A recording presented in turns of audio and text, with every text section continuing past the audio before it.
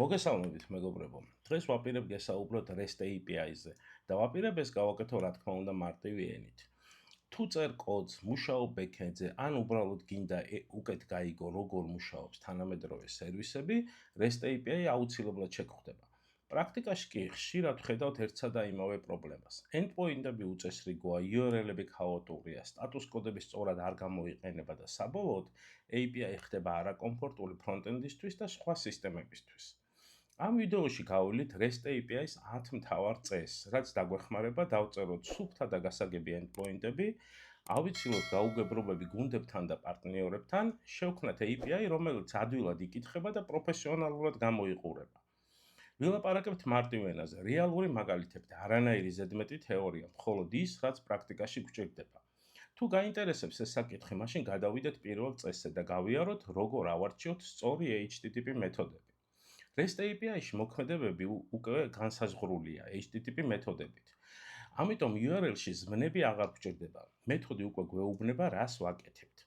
დღეს ვისაუბრებთ 5 ძირითად მეთოდზე. ესენია get, post, put, patch და delete. კიდევ არსებობს head, option, trace, connect მეთოდები, მაგრამ მოდი ეს დღეს არ გვინდა. ყველაზე ხშირად გამოიყენება get მეთოდი. Get ნიშნავს ინფორმაციის წაკითხვას. Get მეთოდი არაფერს არ ცვლის ბაზაში, მხოლოდ კითხულობს. მაგალითად, get users მომეცი მომხმარებლების სია. Get users 10 მომეცი მე-10 მომხმარებელი. შემდეგი ყველაზე გამოყენებადი მეთოდია post. ანუ ახალი ობიექტის შექმნა. როცა რაღაც ახალი უნდა შევქმნათ, ვიყენებთ post მეთოდს. მაგალითად, post users ახალი მომხმარებლის შექმნა. შემდეგი არის put, სრული განახლება. Put გამოიყენება მაშინ, როცა ობიექტი მთლიანად უნდა განახლდეს, ანუ ძველი ინფორმაცია უნდა ჩანაცვლდეს ახლით. მაგალითად, თუ მომხმარებას აქვს 5 ველი და მხოლოდ 1 გვინდა შევცვალოთ, put-ით გამოიგზავნება 5-ვე ველი. კი, შეიძლება 4 იგივე მნიშვნელობით მოვიდეს და მხოლოდ 1 შეიცვალოს, მაგრამ მონაცემთა ბაზისთვის ზუსტად იგივე ოპერაცია, რაც ყველა ველის ცვლილება. როდესაც გვჭირდება ნაწილობრივი განახლება, ამისთვის გამოიყენება patch. Patch-ის შემთხვევაში მოთხოვნაში request-ში იგზავნება მხოლოდ ის მონაცემები, რაც უნდა განახლდეს. მაგალითად, patch users 10. ვაგზავნით მხოლოდ post-ის დასახელებას და იცვლება მხოლოდ მეილი. დანარჩენი უცვლელი რჩება. მოკლედ რომ ვთქვათ, put-ი არის სრული ჩანაცვლება და patch-ი ნაწილობრივ განახლება. ბოლო არის წაშლა, delete. როდესაც გვინდა მონაცემის წაშლა, ბაზაში ვიყენებთ delete მეთოდს. მაგალითად, delete users 10, მომხმარებელი 10 წაიშლება. მაგრამ ჩემი პირადი გამოცდილებით გეტყვით, რომ ყოველთვის ჯობია საოპერაციო ბაზაში არ გამოვიყენოთ მონაცემების წაშლა და ლოგიკა ავაწყოთ სტატუსზე. მაგალითად, ყველა ჩანაწერს ჰქონდეს is delayed სტატუსი, რომლის default მნიშვნელობა იქნება 0 და თუ ჩაიწერება 1 სისტემისთვის ეს ჩანაწერი იქნება წაშლილი. ეს არ არის სტანდარტი, მაგრამ ჩემი 20 წლიანი გამოცდილებით პროგრამირებაში ბევრჯერ დაგხმარებია ეს მიდგომა საქმეში. ეხლა ვთქვათ, რატომ არის მნიშვნელოვანი მეთოდების სწორად გამოყენება. პირველი არის API უფრო მარტივი და პროგნოზირებადია. ვინც API-ს იყენებს, ერთი შეხედვით ხდება, რას აკეთებს მოთხოვნა. არ სჭირდება დოკუმენტაციის ღრმა კითხვა. ეს ძალიან მნიშვნელოვანია, რადგან დიდ მონოლითურ სისტემაზე მუშაობ, სადაც API-ში 5000-ზე მეტი მეთოდია. მეთოდების სწორი განსაზღვრა გვიმარტივებს ცხოვრებას. მეორე არის უსაფრთხოება. როდესაც მაგალითად get მეთოდი ცვლის ან ამატებს რაიმეს, ძალიან დიდი რისკი ჩნდება SQL injection-ის ან სხვა ტიპის მანიპულაციების მონაცემთა ბაზაზე. მესამე არის სხვადასხვა პროგრამების სტანდარტები, გულისხმობ ბროუზერებს, ქეშირების სისტემებს, load balancer-ებს. ყველა ეყრდნობა იმას, რომ მეთოდი სწორად გამოიყენება და შესაბამისად ეს პროგრამებიც ამ სტანდარტებით ცდილობენ მონაცემების ქეშირებას თუ გაფილტრვას. ასევე ძალიან მნიშვნელოვანია დიდ სისტემებთან ინტეგრაცია. მაგალითად, რომელიმე დიდი ERP სისტემასთან ინტეგრაცია. როდესაც ეს სისტემა უნდა დაუკავშირდეს ჩვენ სერვისს, ის აუცილებლად იცავს სტანდარტებს და საინტეგრაციო API-სგანაც იგივეს მოელის. შესაბამისად, ინტეგრაცია ბევრად მარტივდება. გადავიდეთ მეორე წესზე, რაც გულისხმობს მეთოდების დასახელებას. REST API-ში ყველაფერი რესურსია, მომხმარებლები, პროდუქტები, ანგარიშები, ტრანზაქციები. ამიტომ URL-ები უნდა შეიცავდეს არსებით სახელებს და არა ზმნებს. Get users, create user, update product. ეს ჯერ კიდევ ძველი სტილის API-ების მიდგომაა, სადაც მოქმედება URL-ში იწერებოდა. ამის ნაცვლად უნდა გავაკეთოთ users, products, accounts. მოქმედებას უკვე HTTP მეთოდი აკეთებს. გავიაროთ, რატომ არ უნდა გამოვიყენოთ ძმები URL-ში. როცა URL-ში წერ get, create, update, თავიდანვე არ ღვევ REST-ის იდეას, რადგან მოქმედება უკვე განსაზღვრულია მეთოდით. API უფრო მარტივი და სტანდარტული ხდება, თუ ინტეგრაციას აკეთებ, მეორე პროგრამისტი უბრალოდ დაინახავს URL-ს, users და მაშინვე მიხვდება, რას აკეთებს ეს endpoint. URL-ები უფრო სუფთა და მკაფიო არსებითი სახელებით. ის უკეთესად აღწერს, რა ტიპის ობიექტთან მუშაობ. ტრანზაქციები, ინვოისები, პროდუქტები, ეს არის რესურსები, რომელიც API-ის ზედა დონეზე ჩანს. ეს ქმნის ერთიან სტილს მთელ API-ში და როცა API ერთნაირი ლოგიკითაა აგებული, ყველა endpoint-ი ადვილად იკითხება. მესამე წესი არის URL სტრუქტურა უნდა იყოს იერარქიული და ლოგიკური. REST API-ში URL-ები უნდა იყოს ისე აწყობილი, რომ ერთი შეხედვით გავიგოთ, რა მონაცემს ვკითხულობთ და როგორ უკავშირდება ის სხვა რესურსს. ანუ URL-ი უნდა აღწერდეს იერარქიას. მაგალითად, users 10 accounts, ეს ნიშნავს მომხმარებელი 10-ის ანგარიშებს. shop 5 products 20, ეს ნიშნავს მაღაზია 5-ის პროდუქტი 20. project 3 tasks, ეს ნიშნავს პროექტის 3-ის დავალებების სია. ასეთ სტრუქტურებში მარტივად ჩანს ბუნებრივი კავშირი რესურსებს შორის. არ შეიძლება გავაკეთოთ get accounts by user ID უდრის 10-ს. ზმნები პლუს query პარამეტრებით გაკეთებული ლოგიკა რთულად გასარკვევია.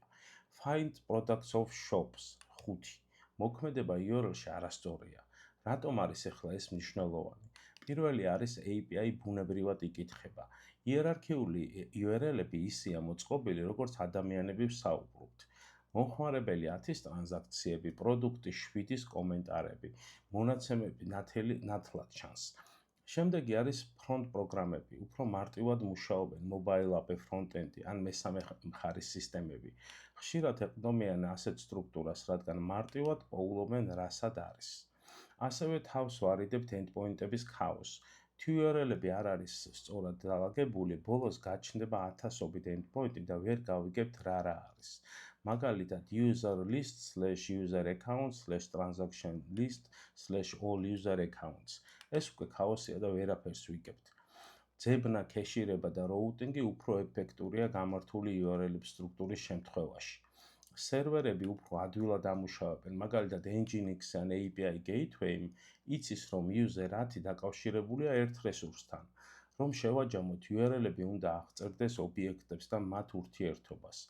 არ უნდა იყოს ზმნები და ქაოტური სახელები და საბოლოოდ ვიღებთ მარტივად წასაკითხ API-ს. ასევე მინდა გესაუბროთ იერარქიაზე. კი, იერარქია არის REST API სტანდარტი, მაგრამ როდესაც მუშაობ დიდ სისტემაზე, შეიძლება გქონდეს 5, 6 ან 10 დონიანი იერარქიები, რაც დამერწმუნეთ უკვე აღარ არის მოსახერხებელი. მაგალითად, front-end-ის developers, როდესაც უნდა გამოიძახოს მომხმარებლის პროდუქტის დეტალებში არსებული reviews, კომენტარების შეფასება, უკვე გვაქვს get users 10, products 21, review 12, comment/likes. ასეთ შემთხვევაში front-end developers დაჭირდება ამ კონკრეტულ გვერდზე ყველა ეს ID რომ გქონდეს, რაც იერარქიაშია ჩასმული. ჩემი გამოცდილებით ასეთი იერარქიები უკვე საკმაოდ ართულებს development-ს. ასევე, როდესაც ამხელა იერარქიები კეთდება, წასაკითხებაც რთული არის. ჩემი რეკომენდაციაა გამოიყენეთ მხოლოდ ერთდონიანი, მაქსიმუმ ორდონიანი URL-ები, რაც არანაირად არ არღვევს REST-ის სტანდარტს და როგორც back-ში, ისე front-ში ბევრად ადვილდება მუშაობა. მთავარი არის ერთიან სტანდარტზე შეთანხმება. ეს ყველაზე მნიშვნელოვანი საკითხია. თუ თანხმდებით, რომ გვაქვს სრული იერარქია, უნდა იყოს ყველგან ერთნაირად და თუ თანხმდებით, რომ გვაქვს ერთდონიანი URL-ები, ყველგან უნდა დავიცვათ ეს წესი და მივიღებთ იდეალურ API-ს. მეოთხე წესი არის სწორი HTTP სტატუს კოდები. HTTP სტატუს კოდები არის API-ის ენა. მათი საშუალებით კლიენტი იგებს, რა მოხდა მოთხოვნის შესრულებისას. თუ მათ სწორად გამოვიყენებთ, API უფრო გასაგები, პროგნოზირებადი და პროფესიონალური გამოდის. ახლა გავიაროთ ყველაზე მნიშვნელოვანი სტატუს კოდები. პირველი არის 200. ოკეი, რაც ნიშნავს ყველაფერი კარგადაა, მონაცემები დაბრუნდა წარმატებით. შემდეგი არის 201, created. რაღაც ახალი წარმატებით შეიქმნა. ის გამოიყენება პოსტის შემდეგ. მაგალითად, ახალი მომხმარებელი ან ახალი ტრანზაქცია შეიქმნა წარმატებით. 204 no content. მოთხოვნა შესრულდა, მაგრამ არაფერია დასაბრუნებელი. ხშირად გამოიყენება delete-ის შემდეგ. 400 bed request მოთხოვნაში რაღაც არასწორია, აკლია პარამეტრი, ფორმატი არასწორია, ვერიფიკაცია ჩავარდა, მაგალითად, როცა იმეილი არასწორი ფორმატითაა. 401 unauthorized. მომხმარებელი არ არის ავტორიზებული. თოკენი არ არის მოწოდებული ან ვადაგასულია. 403 forbidden. თოკენი არის, მაგრამ მომხმარებელს ამ ოპერაციის შესრულების უფლება არ აქვს. მაგალითად, უნდა წაშალოს ანგარიში, მაგრამ ანგარიშის წაშლის უფლება არ აქვს ლოგიკით. შემდეგი არის უკვე ყველაზე ცნობილი 404 not found. ეს ყველაზე ცნობილი სტატუს კოდია, როგორც მინიმუმ მიმებში გექნებათ ნანახი. როცა ობიექტი არ არსებობს, მაგალითად user 999 არ არსებობს, ასეთი მომხმარებელი ვერ მოიძებნა. 409, ანუ კონფლიქტი. კონფლიქტის შემთხვევა, მაგალითად რეგისტრაციისას იმეილი უკვე არსებობს. 500 internal server error. სერვერზე მოხდა გაუთვალისწინებელი შეცდომა. ამის გაგება მომხმარებლის პასუხისმგებლობა არაა. ეს ჩვენ დეველოპერებმა უნდა გავასწოროთ. სტატუს კოდების სწორი გამოყენება მნიშვნელოვანია, რადგან API-ის მომხმარებლები სწრაფად იგებენ რა მოხდა. Front-end-ი, mobile app-ები, სხვა სერვისები, ყველა ერის რომ API-ის სწორ კოდებს დააბრუნებს. თუ პოსტმა 200 დააბრუნა 201-ის მაგივრად, კლიენტს ექნება გაურკვევლობა, შეიქმნა რამე თუ არა. დებაგინგი ბევრად მარტივდება, როცა წარმატება და შეცდომა განსხვავებულ კოდებს აბრუნებს. ამის გარეშე ლოგების წაკითხვა თითქმის შეუძლებელია. REST API თავის წესებით მუშაობს, სტატუს კოდები ამ წესის ნაწილია. არასწორად გამოყენება API-ის პროფესიონალიზმსაც აკლებს. რომ შევაჯამოთ, სტატუს კოდები არის API-ის სასაუბრო ენა. წარმატება, შეცდომა და კონფლიქტი მკაფიოდ უნდა გამოჩნდეს. სწორი კოდები API-ის პროგნოზირებაც და ადვილად გამოსაყენებელს ხდის. ასევე მნიშვნელოვანი წესია, რომ JSON-ი უნდა იყოს ერთიანი სტრუქტურით. REST API-ში ყველაზე გავრცელებული მონაცემების ფორმატი JSON-ია. ამიტომ ძალიან მნიშვნელოვანია, რომ JSON-ი ყოველთვის ერთი სტილში იყოს აწყობილი. როდესაც სტილი იცვლება, API რთულად იკითხება და ინტეგრაციის პრობლემებს ქმნის. ახლა რას ნიშნავს ერთიანი სტილი? უნდა აირჩიოთ ერთი ფორმატი და ზედმიწევნით მისდიოთ. JSON ველების სახელები შეიძლება იყოს camel case ან snake case. ორივე კარგი ფორმატია, მაგრამ არ შეიძლება API-ში ორივე სარევა. მაგალითად, first name-ი ბრუნდებოდეს camel case-ით და last name-ი snake case-ით სტანდარტის დარღვევაა და რეალურად დიდ პრობლემებს ქმნის. აუცილებელია ან ორივე snake case-ით დაბრუნდეს, ან ორივე camel case-ით. შემდეგი არის სტრუქტურა. სტრუქტურა ყოველთვის ერთნაირი უნდა იყოს. თუ ყველა endpoint-ი აბრუნებს მონაცემებს data well-ში, მაშინ ყველამ უნდა დააბრუნოს data well-ი. არ შეიძლება იუზერები ბრუნდებოდეს users well-ში და პროდუქტები items well-ში. სტრუქტურის ერთიანობა API-ის ძალიან სუფთას და აზრიანს ხდის. ასევე ძალიან მნიშვნელოვანია შეცდომების ფორმატი. შეცდომების ფორმატშიც იგივე პრინციპია. Error response-ი ასევე უნდა იყოს სტანდარტიზებული. არ შეიძლება ყველგან სხვადასხვა well-ში ბრუნდებოდეს შეცდომა, ზოგან message well-ში, ზოგან error-ში და ასე შემდეგ. ერთი შეცდომის ფორმატზე უნდა ვიყოთ შეთანხმებული და ყველა შეცდომა ერთნაირად დაბრუნდეს. ასევე არ დააბრუნოთ ზედმეტი ველები. API-ის პასუხში უნდა იყოს მხოლოდ ის ველები, რომლებიც საჭიროა და მეტი არა. ხშირად შემხვედრია პასუხში დაბრუნებული IP მისამართი და მონაცემთა ბაზის მომხმარებლის სახელი, რაც უსაფრთხოების უხეში დარღვევაა. რომ შევაჯამოთ, რატომ არის JSON-ის ერთიანი სტილი მნიშვნელოვანი, კლიენტები, mobile app-ი, front-end-ი ნაკლებ შეცდომას უშვებენ ერთიან სტილში. Front-end გუნდი მიჩვეულია კონკრეტულ სტრუქტურას და აღარ უწევს 10 ჯერ გადახედოს ამ endpoint-ში რა ბრუნდება. დოკუმენტაცია უფრო მარტივი წასაკითხი ხდება, როცა ფორმატი სტანდარტიზებულია. API უფრო პროფესიონალურია. თანმიმდევრულობა არის მანიშნებელი იმისა, რომ API-ის დიზაინი სისტემური და კარგად მოფიქრებულია და არა როგორც მოვიდა ისე დავწერეთ. შეცდომის სტანდარტიზირებიდან გადავიდეთ მე-6 წესზე, რაც გულისხმობს შეცდომების გამკლავებას. Error handling-ი ასევე უნდა იყოს გასაგები და სტანდარტული. API-ის შეცდომები ყოველთვის მოხდება. მომხმარებელი არასწორ მონაცემს შეიყვანს, ველი დაიკარგება, ავტორიზაცია აღარ იმუშავებს. ამიტომ ძალიან მნიშვნელოვანია, რომ API-მ გასაგები და სტანდარტული შეცდომები დააბრუნოს. ეს ეხმარება როგორც დეველოპერებს, ისევე პროგრამას, რომ ვიცოდეთ რა მოხდა, სად მოხდა და როგორ გამოვასწოროთ. კარგი error response-ში უნდა ეწეროს რა ტიპის შეცდომაა, მაგალითად validation error, not found, unauthorized. უნდა ჰქონდეს ადამიანისთვის გასაგები შეტყობინება, რომელიც აღწერს რა მოხდა, არა მხოლოდ ერთი სიტყვით. თუ პრობლემა ველშია, უნდა მიგვითითებდეს კონკრეტულად რომელ ველში არის პრობლემა. ეს front-ends და mobile-ს ძალიან ეხმარება.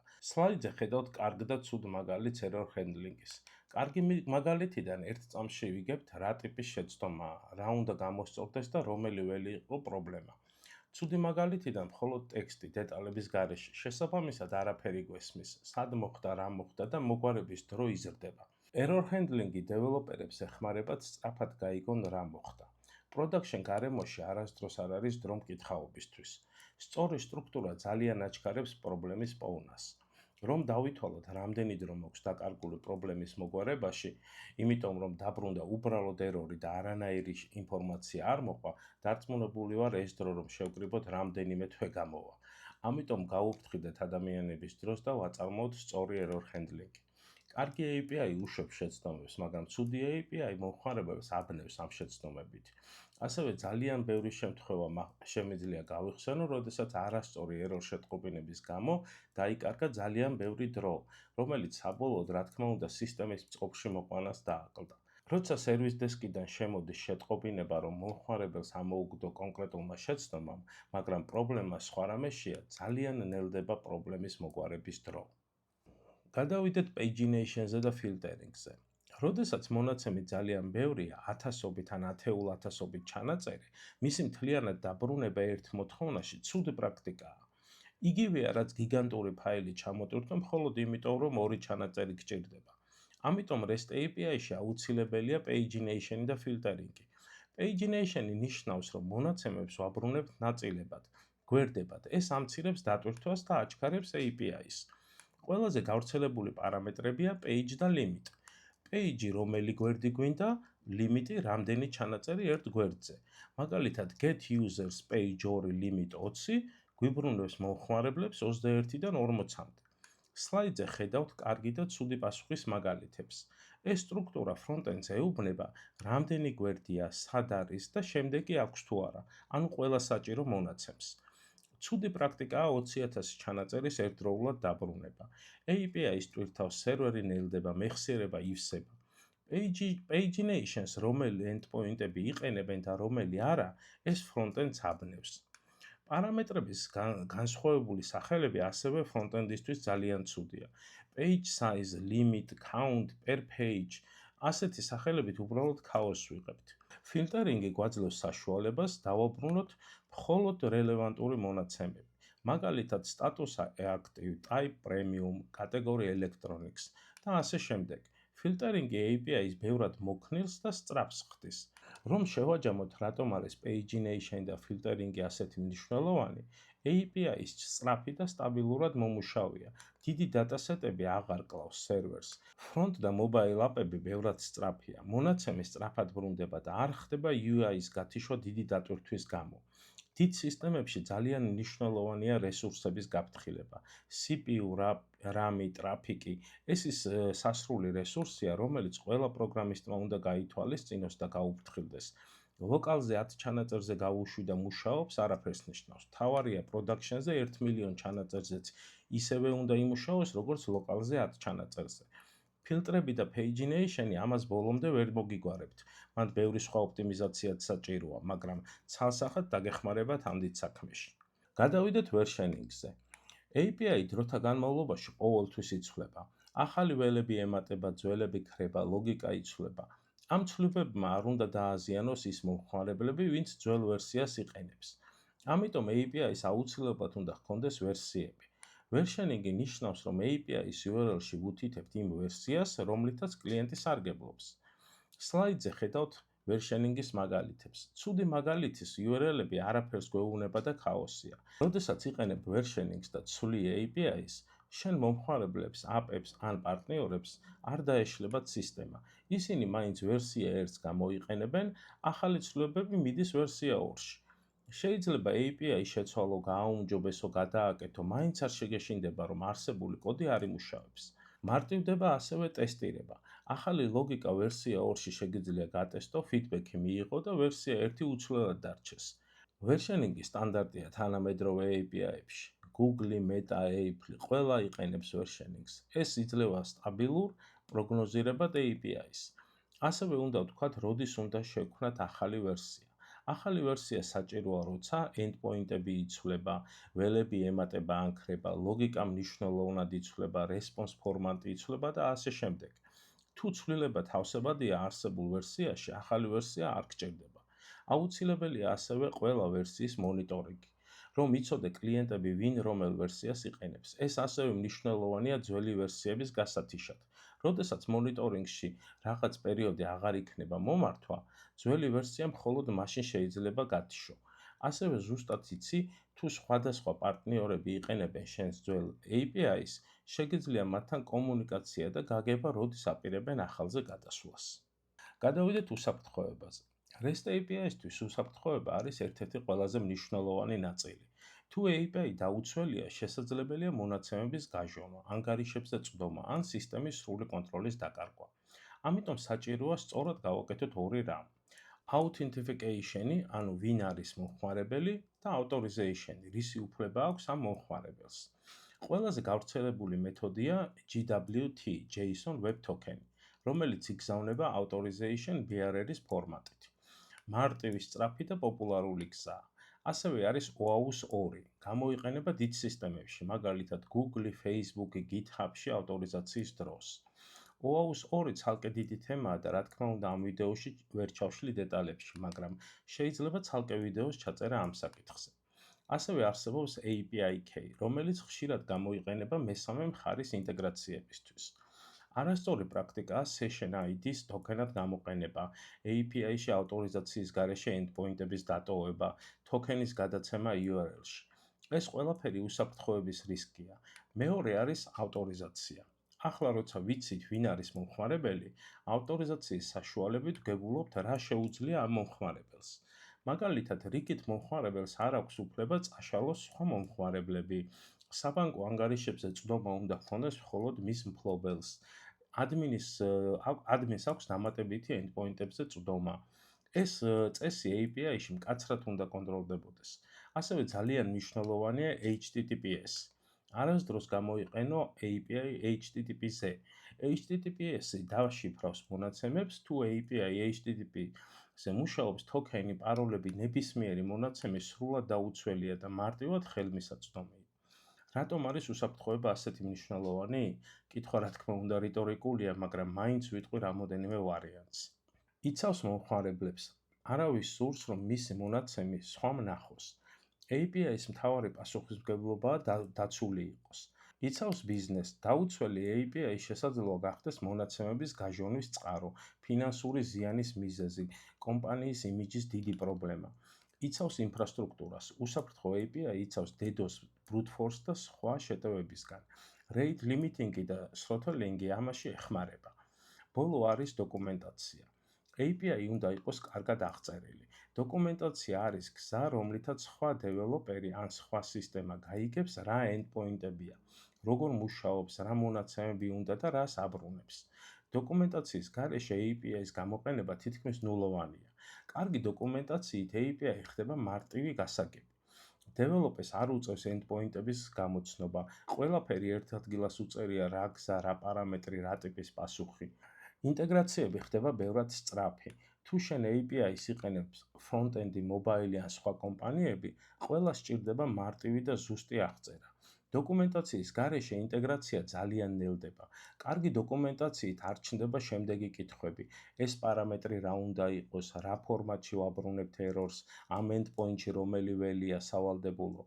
API-ის ხარისხი და პროფესიონალიზმი იზრდება. კომპანია, რომელსაც აქვს ძლიერი დოკუმენტაცია, მყისიერად ჩანს როგორც ორგანიზებული და სანდო პარტნიორი. როგორი უნდა იყოს აღწერილი API? პირველ რიგში Swagger-ი, ყველაზე პოპულარული და თანამედროვე მიდგომა.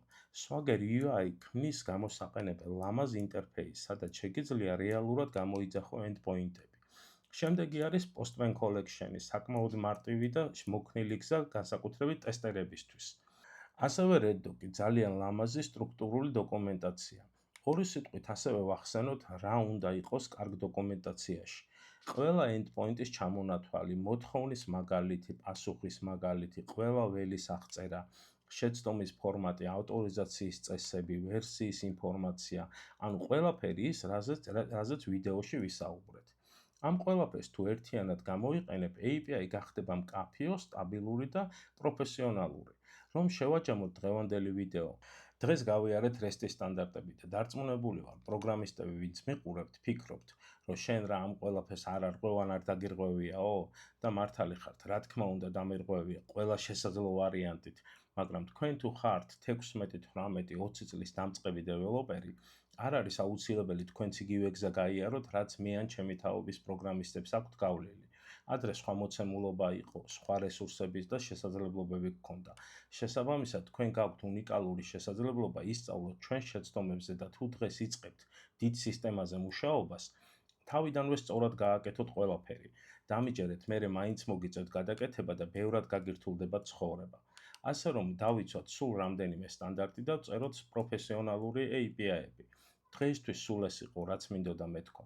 შევხვდებით შემდეგ ვიდეოში. თუ მოგეწონათ ეს ვიდეო, გთხოვთ გამოიწერეთ არხი, დაალაიქეთ ვიდეო და გაააქტიურეთ ზარის ღილაკი. ეს ძალიან მეხმარება, რომ გავაგრძელო ვიდეოების ჩაწერა. ნახვამდის.